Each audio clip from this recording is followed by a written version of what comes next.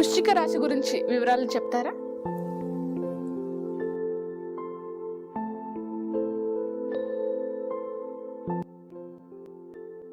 తదుపరి వృశ్చిక రాశి. విశాఖ 4వ పాదం, అనురాధ 4 పాదాలు, జ్యేష్ఠ 4 పాదాలు ఈ రాశిలోకి వస్తాయి. ఈ సంవత్సరం వీరికి ఆదాయం 14, వ్యయం 2 కిందను, రాజపూజ్యత 8, అవమానం 4 కింద కనిపిస్తుంది.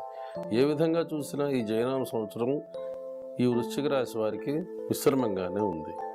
ముఖ్యంగా అనురాధ నక్షత్రం వాళ్ళు, జ్యేష్ఠ నక్షత్రం వాళ్ళు ఎవరిని నమ్మి మోసపోకుండా జాగ్రత్తగా ఉండాల్సినటువంటి సమయం.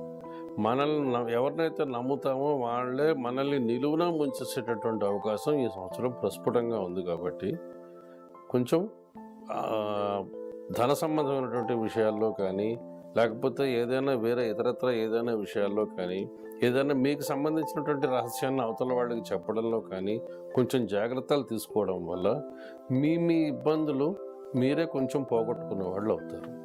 మీది మిక్కిలి ఇంకా ఏదైనా సమస్య వస్తే భగవంతుడి మీద భారం వేసి మీరు గడపాల్సిందే తప్పించి వేరే అవకాశం కానీ దారి కానీ కనిపించట్లేదు.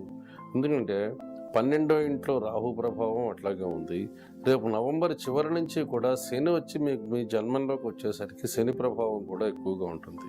ఒక్క ఏలినాటి శని ప్రభావం అనురాధ నక్షత్రం మీద ఒక్కదాని మీద లేకపోయినా మిగతా గ్రహాల ప్రభావం వాటి మీద ఎక్కువగా ఉండి ఈ శని బలాన్ని తగ్గించేటటువంటి అవకాశం ఉండడం వల్ల ఈ సంవత్సరం ఈ రాశి వాళ్ళు ఎక్కువ జాగ్రత్తలు తీసుకోవాలి.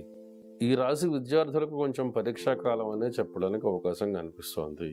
అలాగే రాజకీయ వ్యాపార రంగాల వరకు కూడా చాలా జాగ్రత్తగా ఉండడం ఎంతైనా అవసరం.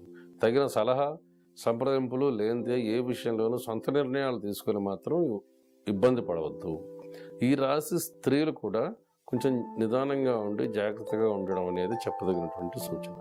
సుబ్రహ్మణ్యేశ్వర స్వామి అష్టకం, ప్రతి మంగళవారం సుబ్రహ్మణ్యేశ్వర స్వామికి అభిషేకాలు, శనివారం కానీ సోమవారం కానీ ప్రదోషకాలంలో రుద్రుడికి అభిషేకాలు చేసుకుంటూ ఉంటే ఈ రాశి స్త్రీలకి కానీ పురుషులకి కానీ కాస్త మనశ్శాంతి దొరికేటటువంటి అవకాశం ఉంది.